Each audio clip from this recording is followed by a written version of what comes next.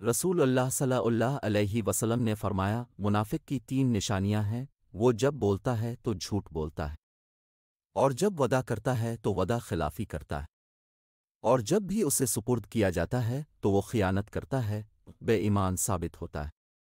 صحیح البخاری کتاب 73 حدیث 117۔ Allah's apostle said, "The signs of a hypocrite are 3. Whenever he speaks, he tells a lie, and whenever he promises, he breaks his promise, and whenever he is entrusted, he betrays, proves to be dishonest." Sahih al-Bukhari, Book 73 Hadith 117۔